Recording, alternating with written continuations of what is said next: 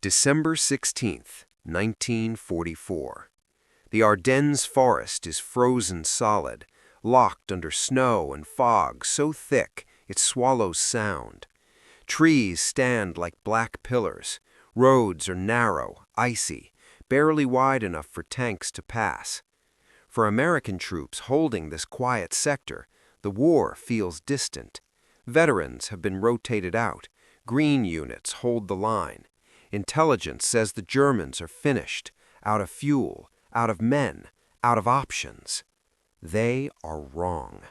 At 5:30 in the morning, the silence breaks. Artillery erupts across 80 miles of front. The forest shakes. Shells slam into American positions with a violence that feels unreal. Phones go dead. Command posts vanish in fire. Within minutes, the Ardennes, chosen precisely because it is considered impassable, becomes the gateway for Hitler's last gamble. Deep behind the German lines, SS Lieutenant Colonel Joachim Peiper sits inside his command half-track, staring at maps and fuel tallies. His orders are simple and impossible at the same time. Break through the American lines, race west, cross the Meuse River, seize Antwerp, split the Allied armies in two, force a negotiated peace. Peiper understands what most propaganda posters don't. This isn't about courage. It isn't about tactics. It isn't even about tanks. It's about gasoline. His unit, Kampfgruppe Peiper, is the spearhead of the entire offensive. Elite SS troops, veterans of the Eastern Front, backed by the most terrifying armor Germany has ever built.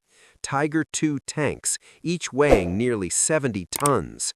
Panthers with long-barreled guns capable of killing anything the Allies field. To Allied soldiers, these machines are monsters. To German engineers, they are masterpieces. To Peiper, they are a liability. Every engine roar is a countdown. Every mile forward drains fuel Germany does not have. The offensive has been planned down to the leader, and even on paper, the numbers don't work. The fuel allocated will not carry as force to the Meuse, not even close. The assumption, never spoken aloud, is that American fuel dumps will be captured intact. It is not a strategy. It is a gamble stacked on desperation. By late 1944, Germany is already dying from energy starvation. Allied bombers have smashed synthetic fuel plants into twisted steel. Romanian oil is gone. Rail lines are shredded. Even training flights are canceled. Tanks sit idle for lack of fuel. Pilots fly once a month. Civilian life has ground to a halt. And yet, Hitler insists on building heavier tanks, more powerful engines, larger guns. Each one burns fuel Germany cannot replace. Across the Atlantic, the situation could not be more different. In the United States, oil flows without interruption. Texas, Oklahoma, California, fields pumping day and night. Refineries operate around the clock. Tankers cross the oceans in endless convoys. Fuel is not rationed at the strategic level. It is assumed, planned around, taken for granted. This imbalance is not just large, it is absolute. In 1944 alone, the United States produces over 50 times more oil than Germany. American planners don't ask if fuel will be available. They ask where to send it, how fast, in what quantity. Entire operational concepts are built on the assumption of abundance.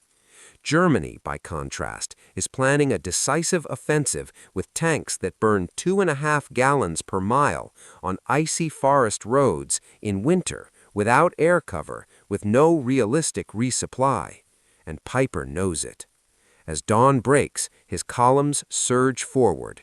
American units are caught off guard. Roadblocks collapse. Infantry scatter.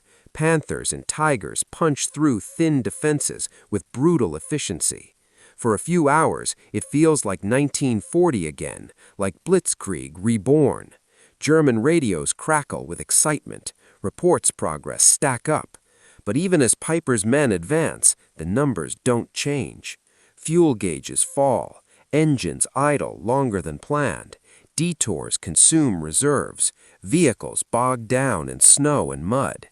Every kilometer forward costs more than expected, and Peiper keeps glancing at the one thing that will decide everything. Not enemy resistance, not American armor, not artillery, the fuel logs. Because no matter how fast he moves, no matter how many Americans he overruns, there is a simple mathematical truth waiting at the end of every road. Steel does not move without oil, and Germany is almost dry. Perfect. Here is part 2. Same documentary narration, back-to-back sentences, slow burn, expanded to roughly 4 Google Docs pages when stitched. As Kampfgruppe Peiper pushes westward, the Ardennes begins to reveal its true nature. Narrow roads twist through forests that were never meant for heavy armor. Snowbanks force tanks into single-file columns. Bridges strain under 70-ton loads. Every delay is small by itself. Together, they are fatal. Peiper's tigers and panthers are unmatched in a straight fight. Their guns dominate open ground. Their armor shrugs off American shells. But none of that matters if they cannot reach the fight in the first place. Engines idle while traffic clears. Crews burn fuel just staying warm. Vehicles slide into ditches and must be recovered, wasting precious hours and precious gasoline. Reports begin to filter back. Fuel trucks lag behind. Supply columns are stretched thin. Some never arrive at all. Allied fighter bombers, grounded for weather for now, still threaten every road junction once the skies clear. German logistics officers quietly recalculate consumption rates. The numbers are worse than expected. And while Peiper advances on a razor's edge, the Americans operate in an entirely different universe. Behind the American lines, the war hums like a factory floor. Trucks roll day and night. Convoys stretch for miles. The Red Ball Express, thousands of vehicles driven by exhausted men, keeps the front supplied with food, ammunition, spare parts, and above all, fuel. Engines are refueled without ceremony. Tanks top off whenever they stop. No one counts gallons. No one worries about the next delivery. Fuel dumps appear almost casually along the roads, jerry cans stacked high, tanker trucks parked in neat rows, pipelines snake invisibly across the countryside, pumping gasoline forward faster than it can be consumed. American planners think in terms of flow, not stockpiles. If something burns, more will arrive tomorrow. For German soldiers, this abundance feels unreal. When Peiper's forward elements overrun American positions, they begin to notice the details. Abandoned trucks with full tanks, half-tracks left running, jerry cans tossed aside because they're empty after use, not empty because there was nothing left to pour. Then comes Hansfeld. Peiper's men stumble upon a fuel depot that seems too good to be true. Tens of thousands of high-grade American gasoline, neatly stored and barely guarded. The reaction is immediate and visceral. Shouts of relief, laughter, men slapping tanks like they've just been given a second life. Engines are refueled. Containers are filled. For a brief moment, the impossible seems possible again. But as officers examine the depot more closely, the illusion begins to crack. The paperwork is fresh. The dates are recent. Shipping labels trace routes across the Atlantic. This fuel wasn't hoarded. It wasn't hidden. It wasn't rare. It was simply part of a constant stream, a drop pulled from a river that never stops flowing. And then someone mentions the pipelines. American fuel doesn't just arrive by truck. It arrives through steel veins laid across the English Channel. Operation Pluto. Pipelines under the ocean floor, pumping hundreds of thousands of gallons per day directly onto the continent. No convoys to intercept, no depots to capture, just pressure, flow, and volume. The realization spreads quietly through the ranks. What they've captured is not victory.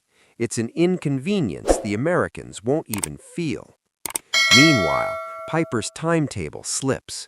Resistance stiffens. American units regroup. Roadblocks slow the advance. Fuel consumption continues to climb. Tigers burn fuel even when stationary. Panthers demand constant maintenance. Every breakdown cannibalizes parts from another vehicle, shrinking the force inch by inch. And above all of it hangs a brutal certainty. The offensive depends on capturing American fuel faster than it is consumed. That means the Germans must move faster every hour, while the Americans can afford to lose fuel dumps by the million gallons and barely notice. Two armies are fighting the same battle, but only one of them is fighting physics, and physics does not negotiate. By December 18th, the weather begins to shift. The clouds thin, the ceiling lifts, and with it comes a threat Peiper has been dreading since the first mile of the advance. American air power is waking up. Even before the first fighter bombers appear, the damage is already being done on the ground. Near the town of Stevelot lies something Peiper desperately needs and cannot afford to miss: another American fuel depot. This one is not measured in tens of thousands of gallons. It holds millions, enough to refuel his entire formation several times over, enough to keep the offensive alive. German units push toward it with urgency bordering on panic, but the Americans are already there. Not with tanks, not with artillery, with orders. American engineers, logistics officers, and depot guards receive a simple directive. If the Germans are coming, the fuel does not fall into enemy hands. Not a gallon, not a drop. There is no debate, no hesitation, no regret. Valves are opened, lines are cut, fuel pours out onto the ground in rivers that soak into snow and mud. Then flares are thrown, matches struck, charges set, and Stevelot erupts. A wall of flame climbs into the winter sky. Black smoke rolls upward in columns visible for miles. The heat is intense enough to melt snow and warp metal. Tanker trucks explode one by one. Storage tanks rupture. The air fills with the choking stench of burning gasoline. German soldiers arrive too late. They watch from the edges of the town as millions of gallons vanish into fire. Fuel they will never replace. Fuel that could have changed everything. Destroyed deliberately by an enemy who can afford to lose it. For the Germans, it feels obscene. Years of scarcity have taught them that fuel is life itself. Every drop rationed, every movement calculated. To see it burned on purpose is psychologically devastating. But the Americans do not see waste. They see denial. Deny the enemy what he needs because you have more behind it, much more. And Stevelot is not an isolated incident. At Malmedy, at Spa, at Trois Ponts, fuel depots are destroyed systematically. Engineers work methodically, lighting the fires and moving on. Over 8 million gallons go up in smoke in a single week. That is more fuel than the entire German offensive was ever allocated. The Americans barely slow down. Replacement supplies are already en route. Tankers rerouted, pipelines adjusted, flow restored. For Peiper, the consequences are immediate and lethal. His spearhead is now deep inside enemy territory, but the arteries feeding it are dry. Fuel trucks cannot reach him. Captured supplies are gone. Vehicles idle until engines sputter and die. Tanks are abandoned not because they're damaged, but because they're empty. Crews siphon fuel from wrecks. They steal from each other. They burn maps and documents to lighten loads. Orders become suggestions. Discipline erodes under the pressure of arithmetic. A Tiger II, once the terror of the battlefield, now sits silent in the snow. 70 tons of steel reduced to a bunker with no purpose. Panthers are blown up by their own crews to prevent capture. Guns are disabled. Radios smashed. The offensive that was meant to roar across Belgium begins to stall, then choke, then suffocate. American units close in, roadblocks tighten, air attacks resume in force as the skies clear completely. Thunderbolts and Mustangs tear into stalled columns. Strafing runs ignite fuel-starved vehicles that cannot escape. Peiper's situation becomes untenable. By December 24th, near the village of La Glaise, the truth is undeniable. There will be no breakout. There will be no resupply. There will be no miracle. Orders come down quietly. Abandon the vehicles. Destroy what you can. Escape on foot. 5,000 elite soldiers entered the Ardennes with Peiper. Less than 1,000 will make it back. The rest are killed, captured, or scattered into the forest. The most powerful armored formation Germany can assemble is undone not by enemy tanks, but by empty fuel lines. On Christmas Eve, Peiper leaves behind the steel symbols of German power, frozen and useless in the snow. The gamble is over, and the math has won. When January arrives, the Ardennes is littered with the evidence of a fantasy colliding with reality. Burned-out Panthers, abandoned Tiger IIs, trucks frozen in place where fuel ran out before courage did. The snow preserves everything, like a museum of miscalculation. American recovery teams move methodically. Vehicles are cataloged, wrecks are examined. Some tanks are towed away for study. Others are left where they stand, monuments to a strategy that never had a chance. To American commanders, the Battle of the Bulge is a crisis narrowly survived. To historians, it is something colder and more revealing. It is a demonstration, a proof. Because nothing that decided the battle happened in December 1944. It happened years earlier. It happened when Germany chose prestige weapons over production capacity, when engineers were ordered to build machines that were technically brilliant but logistically suicidal, when ideology demanded symbols of dominance instead of systems of sustainability. A Tiger II is terrifying in a duel, but wars are not duels. Wars are supply chains stretched across continents. Wars are oil fields and refineries and shipping lanes. Wars are factories that run while cities sleep. The Germans built tanks as if each one were destined for a museum. The Americans built them as if they were meant to be used, lost, and replaced. That difference is everything. By the end of the Bulge, American losses are heavy. Thousands dead, thousands wounded, equipment destroyed, units shaken. But the replacement schedules are already written. New divisions arrive, fuel flows uninterrupted, training continues. For Germany, there is no replacement. Every lost tank is permanent, every dead crewman irreplaceable, every burned gallon unrecoverable. The Ardennes offensive consumes the last strategic reserves of the Reich, the last trained panzer crews, the last hope of altering the timeline. When it fails, nothing remains to stop what comes next. In February, Allied armies advance again. This time there will be no surprise, no counterstroke, no hidden reserve waiting behind the trees. The Rhine is crossed, cities fall, resistance collapses in fragments.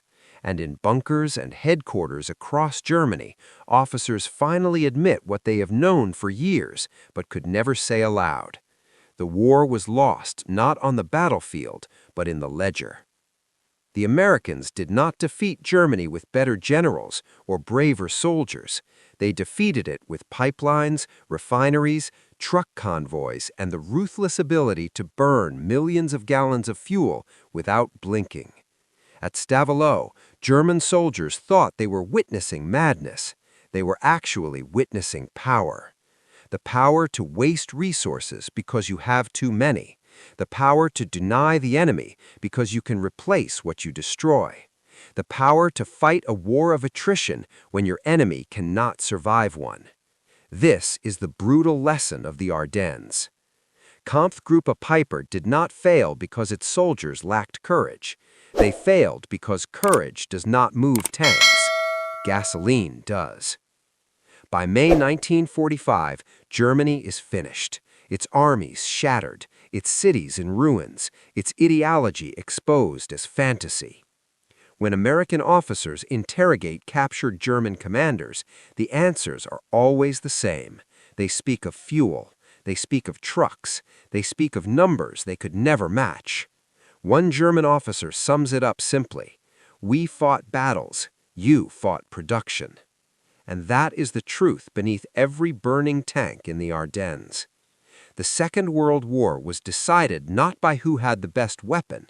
It was decided by who could build, fuel, move, and replace weapons faster than the enemy could destroy them. Germany never understood that. America never forgot it. And in the frozen forests of Belgium, that difference ended the war. If this story changed the way you think about World War II, let me know in the comments. And if you want more untold history like this, make sure to subscribe and share this with someone who loves the real mechanics of war. See you in the next one.